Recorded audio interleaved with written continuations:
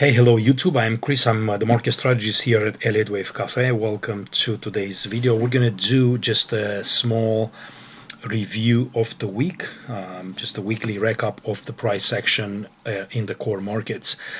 I'm going to start with the S&P 500, go through the Nasdaq and the rest of them, and then we'll take a look at Bitcoin, also at gold and silver. So we'll just cover everything as quickly as I can without holding you too much. So let's begin with the S&P 500. The main thing we're going to focus here is going to be price. There's nothing else I'm really interested in but price, because once we assume that everything that the market knows up to this point, it is reflected in the price of that particular market you're looking at. So onto the S&P 500, everything up to this point, it trades at about 5303.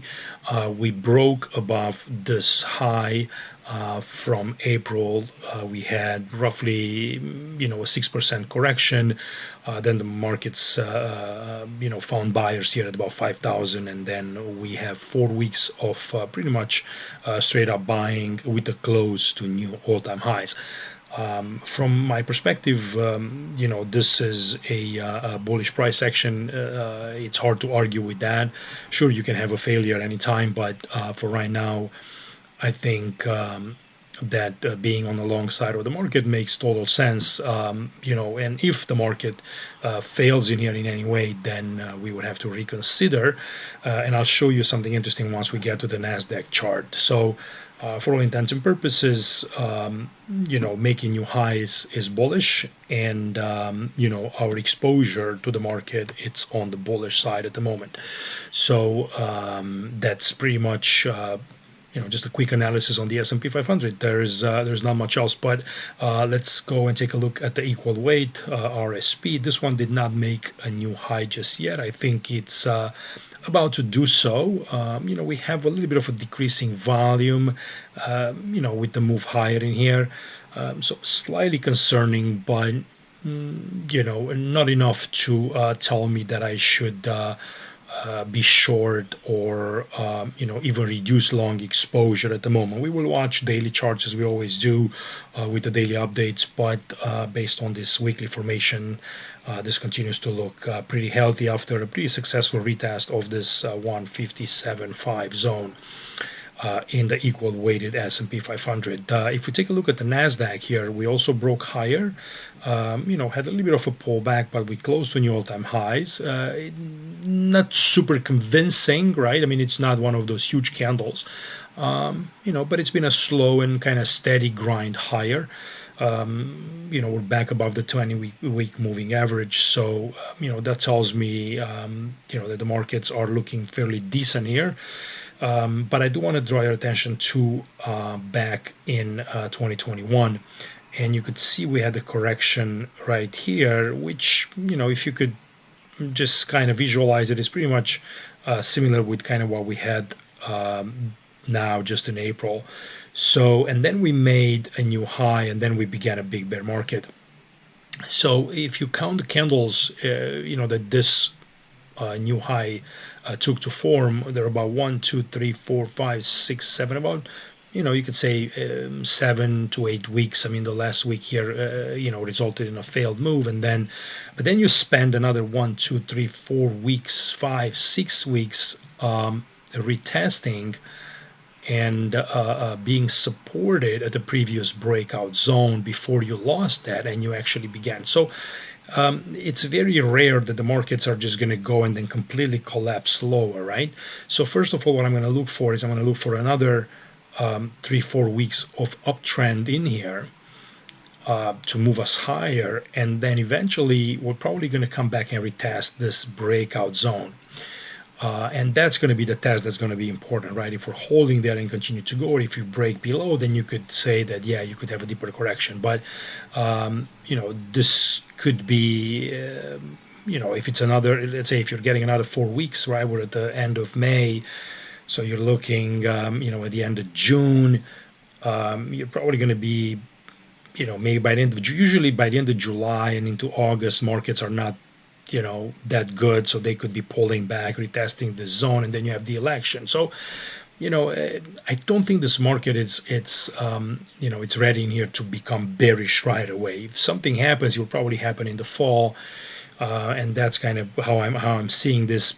Based on some precedents and kind of based on the way the market it's kind of behaving at the moment. So I just kind of wanted to show you a comparison in here, and sure, if one wants to be bearish, right, it can be once the market shows you signs that it's going into that direction. And I think we'll have I think plenty of warnings before that happens, right? With a lot of deterioration in other stocks, with divergences and all kind of things that we look for, when we're getting ready to reduce and to look the other way. For right now, I don't think that's the case. So that's the Nasdaq 100. Now take a look at the Nasdaq Composite, which again, there's a lot more stocks in here, very high volume, and this is mostly due to a lot of these memes and very, very low price stocks that enjoyed a little bit of a push.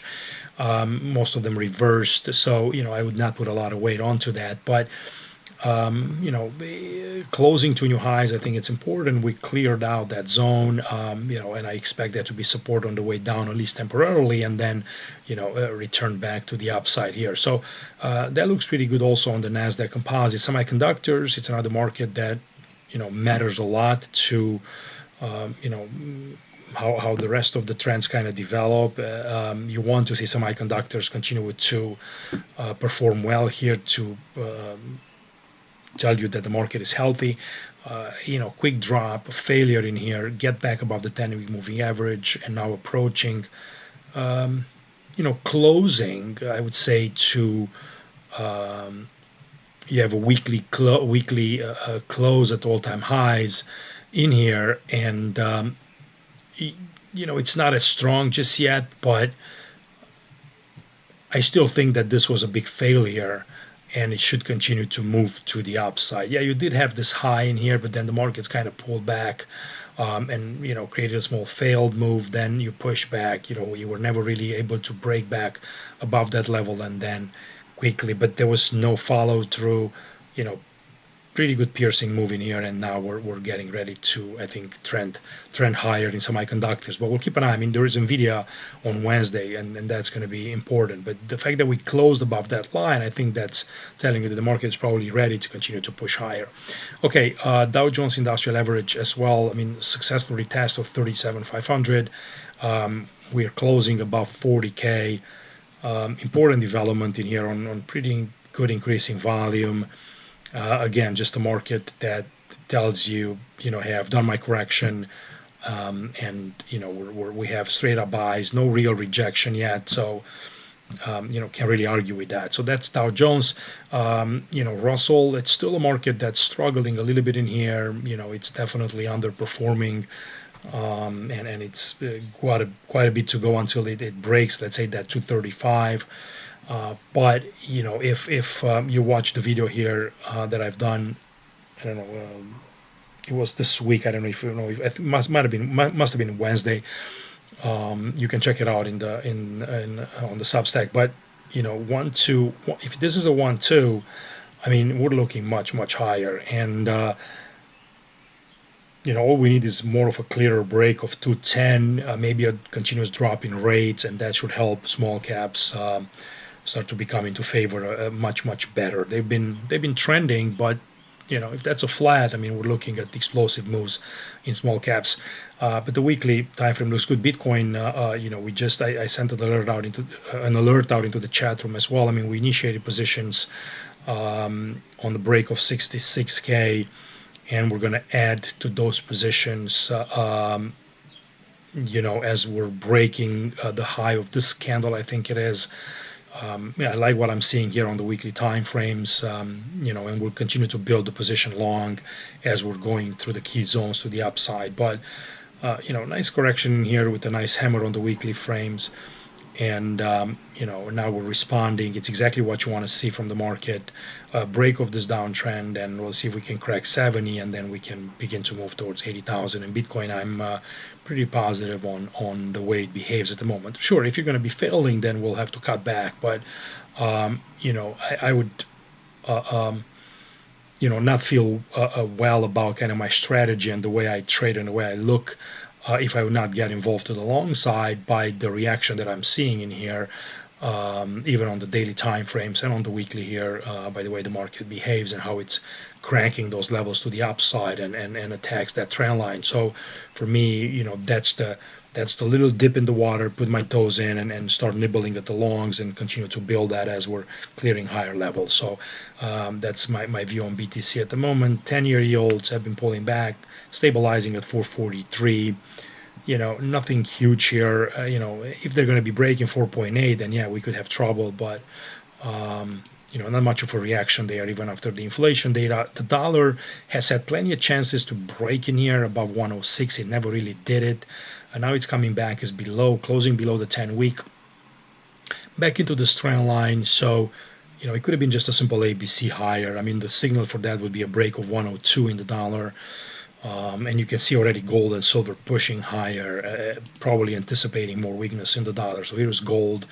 I talked to the members here about the importance of this 10-week moving average, and how you can start to nibble at longs with fresh positions if you don't have any up into this level. We're trading 24.17. Silver was another one, just basically broke higher, came back, retested 26, and we're trading 31. So you're $5 above a retest of the zone. I mean, the markets are sometimes just very, very simple, right? You have an inverted head and shoulder, a continuation pattern. You break out of a key zone after 2 years of sideways movement. You go up, you come back, you retest that, see what's going on, see if the buyers are still there, and then you go move up higher. I mean, and if this is, this should be just the beginning of a much, much larger move. So you can look for silver to, travel towards $40, maybe even 50 in the upcoming months and years, as you're beginning to trend, hopefully after you've done such a long consolidation here in silver. So that's my take on that. Not much happening in oil, so it's been just a big range in here. I don't have a good visibility on it. I'll talk to you if it breaks this line to the upside or if it crashes a bit lower, but for right now, oil, it's not a market that it's interesting at all. Volatility index breaking and closing at almost a 12. Even the lows from December were taken out. So there's not a lot of fear at the moment. Sure, that can come at any time, like I said, but for right now, I would take advantage on positioning long until proven otherwise, and we'll monitor that day by day through the daily updates here on Elliott Cafe, through videos and written updates.